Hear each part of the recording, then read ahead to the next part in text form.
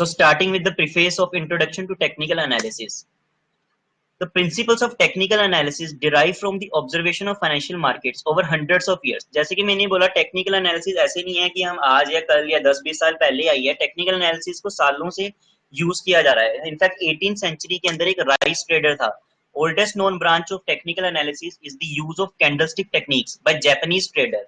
Japan के अंदर ही काफी चीजें इन्वेंट होती हैं भैया. तो कैंडलस्टिक टेक्निक्स भी जापानीज ट्रेडर ने इन्वेंट करी थी 18वीं सदी के अंदर.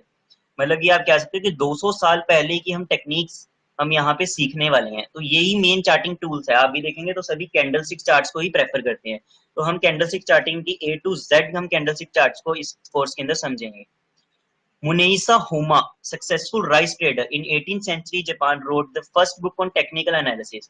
तो मनीषा होमा ने अपने राइस ट्रेडर था एक जो कि राइस के अंदर ट्रेडिंग करते थे. उसने क्या किया कि ओपन हाई लो क्लोज को अपने देखा कि किस रेट पर राइस की जो मार्केट है ट्रेडिंग वो शुरू हुई, किस रेट पर सबसे ज्यादा उसका राइस का वो थैला बिका, किस सबसे कम रेट पर वो राइस का थैला बिका और मार्केट किस रेट पे क्लोज हुई. उसने ये सारे पैटर्न्स बनाए और जो कि हम आगे समझेंगे. तो एक मुनीसा होमर राइस ट्रेडर है जिसने इसको जन्म दिया. और यही एक मार्केट साइकोलॉजी को अंडरस्टैंड करने में हेल्प करती है. क्योंकि टेक्निकल एनालिसिस कुछ नहीं है. टेक्निकल एनालिसिस जब हम करते हैं तो हम फंडामेंटल्स को नहीं देखते. हम टेक्निकल एनालिसिस येस बैंक पे भी कर सकते हैं, पीसी ज्वेलर पे भी कर सकते हैं. ऐसा नहीं है कि वो कंपनी डूब गई है तो उसके ऊपर हम टेक्निकल एनालिसिस नहीं कर सकते.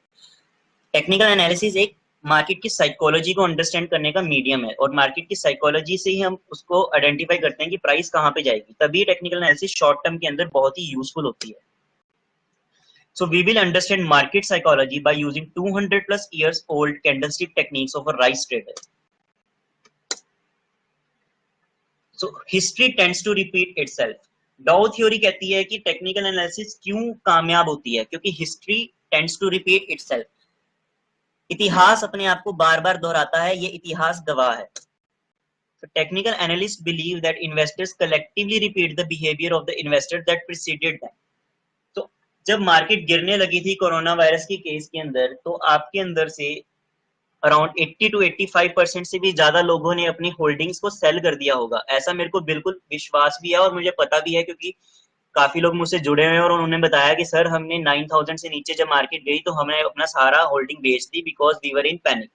तो ये क्या हुआ, ये पहले भी ऐसे हुआ था 2008-2009 के अंदर जब मार्केट क्रैश आया था. जब भी मार्केट क्रैश आता है तो इन्वेस्टर्स एग्जिट लेते ही लेते हैं. तो ये क्या है, आपके बिहेवियर्स हैं, इन्वेस्टर्स के बिहेवियर हैं जो कि रिपीट होते ही होते हैं. To a technician, the emotions in the market may be irrational, but they always exist. Market के अंदर दो तरह के लोग होते हैं, एक होते हैं रैशनल लोग, एक होते हैं इरेशनल लोग. रैशनल लोग क्या करते हैं, अपने डिसीजंस को फंडामेंटल बेसिस पर लेते हैं, एक कैलकुलेटेड रिस्क लेके लेते हैं, हर कैलकुलेशन देख के वो लेते हैं, वैल्यूएशन करके लेते हैं क्या चीज ओवर वैल्यूड है क्या चीज अंडर वैल्यूड है.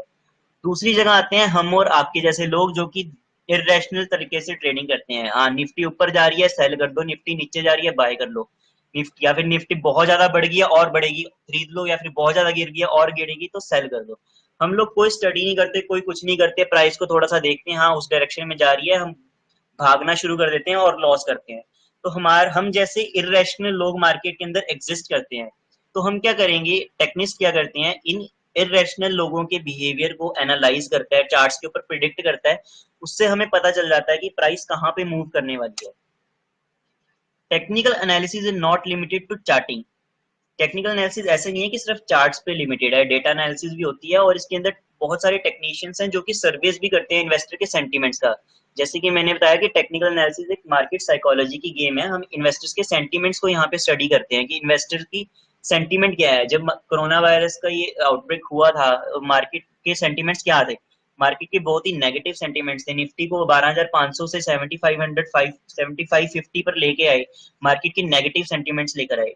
कोई ज्यादा वैल्यूएशंस किसी ने नहीं करी. आप ये अनसर्टिनिटी को कभी भी वैल्यू नहीं कर सकते. आप क्या वैल्यू करोगे कि कोरोना वायरस से कितना इम्पैक्ट पड़ा मार्केट के ऊपर. हाँ, कुछ एक्सटेंट तक आप कर सकते हो बट 100% आप वैल्यूएशन नहीं कर सकते.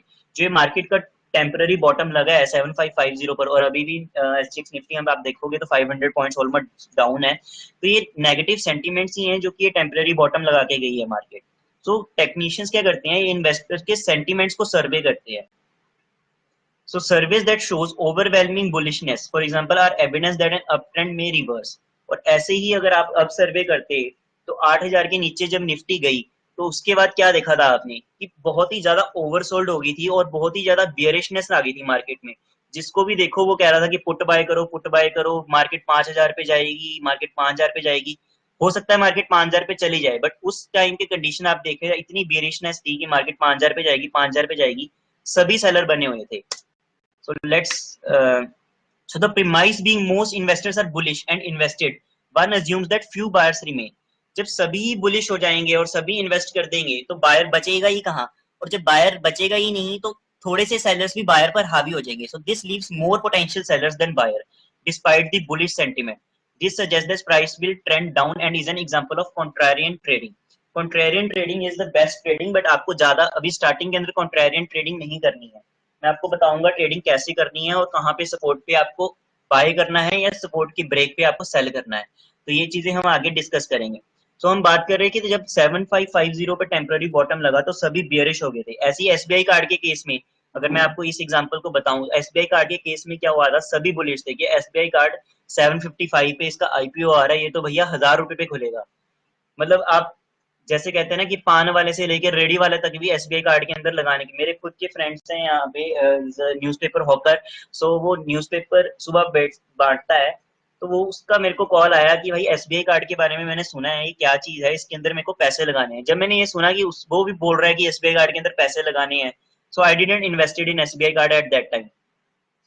क्योंकि मार्केट के अंदर जब सभी एसबीआई कार्ड कर रहे हैं कि हाँ यहाँ पे पैसा लगाना है, तो सभी बायर्स बन के बैठ गए, तो भैया उसके बाद वो बढ़ेगा कैसे और खरीदेगा कौन. सो आपको इन्वेस्टर्स के सेंटीमेंट का सर्वे भी करना है. टेक्निकल एनालिसिस ये नहीं है कि आप सिर्फ चार्ट्स पे करें. एसबीआई कार्ड का उस वक्त चार्ट नहीं आप स्टडी कर सकते थे, बट इन्वेस्टर्स का सेंटीमेंट तो आप सर्वे उसका कर सकते हैं ना, उसको एनालाइज कर सकते थे कि सभी अगर बुलिश हो रहे हैं, एक पान वाले से लेके फेरी वाला तक एसबीआई कार्ड का आईपीओ बाय करना चाहता है, तो डेफिनेटली उसके अंदर कुछ झोल है. हो सकता था कि वो 1,000 पे भी खुले, बट इट वॉज कॉशियस. तो तभी हमने एसबीआई कार्ड को आईपीएफ बाई नहीं किया, और जब वो लिस्ट प्राइस हुई थी फिर हमने उसको खरीदा जरूर था. आई थिंक अराउंड मैंने 650 के अराउंड खरीदा था और चैनल में डाला भी था.